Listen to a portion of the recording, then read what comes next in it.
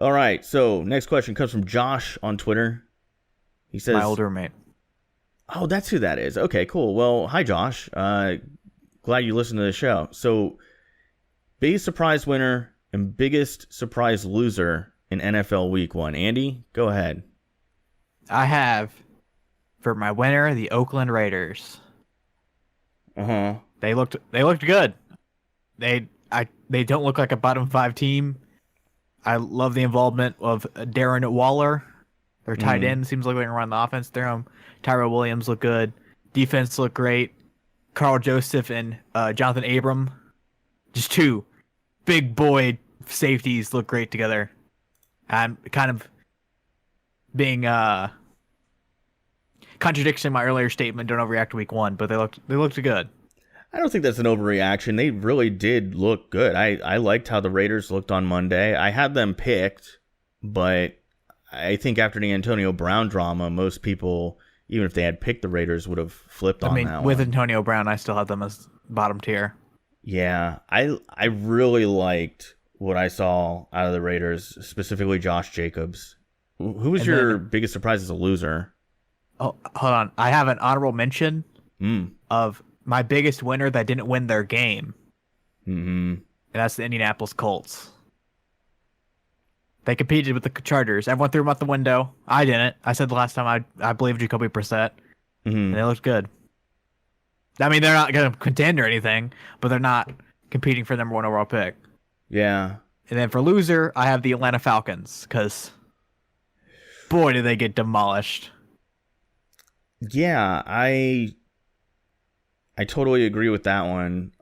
So for me, biggest surprise winner was the Bills.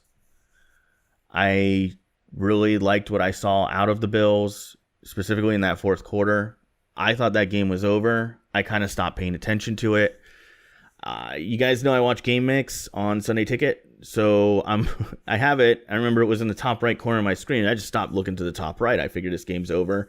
I didn't have any real fantasy football stake in it, so I was just kind of, I'd glance at it Money every on it. once in a while. I look up, I'm like, whoa, what is happening here? So Bills looked really good. I liked what I saw out of them in the second half, specifically what we saw out of John Brown and Josh Allen was very promising. If you're a Bills fan, that had to Downtown feel John good. Brown.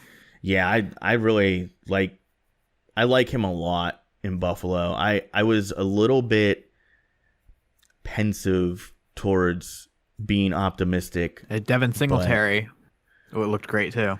he did. I think they got some really cool pieces there in Buffalo that could make them a scary 7-9 team that's going to be a difficult out every week. I don't think anybody's going to go into Buffalo in December. To not keep praising myself, I had them Yeah. picked second in the division. Yeah, and if I had known that the Dolphins were going to basically gut their roster, I would have put the Bills up there at number 2 as well. But yeah, Bills look great. And then I will also steal from Andy's playbook here, and I'll do an honorable mention. They didn't win their game, but they tied, and that's the Arizona Cardinals. Another team that in the second half came back, looked strong, looked more competitive, was making competitive plays, made some big plays. Kyler Murray was obviously a big part of that, as was Larry Fitz, as always. Biggest surprise loss for me was the same one, the Falcons. I didn't know what to say. That was the only game that I turned off. They I was like, looked awful. yeah, they got demolished. They were down like it was something like 21-0, and I was like, I'm turning this off.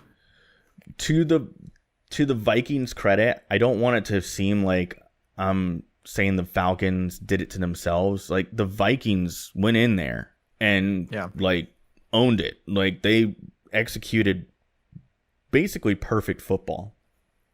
So Then I have an honorable mention that didn't win their game, or I have an honorable mention that won their game but looked like a loser.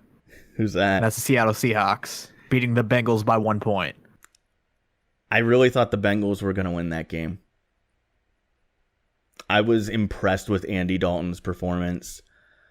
I really thought John Ross showed some serious potential for the rest of the year. Where I mean, he's honestly going to have to be, in my opinion, their lead wide receiver until AJ Green gets back. AJ Green out. AJ Brown, I don't even know who that is.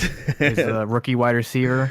Oh, well, yeah. I mean, but the Bengals look pretty good. I was impressed with the Bengals looking competitive. I mean, I don't think anybody really expects much out of the Bengals this year. Most people had them dead last in their division, but at least they're not blatantly tanking like other teams. Hey, thank you for watching the clip. If you want to check out the full version of the podcast, there should be an in-card thing around me or a link in the description. Whichever one. There should be both. Have fun. Figure it out.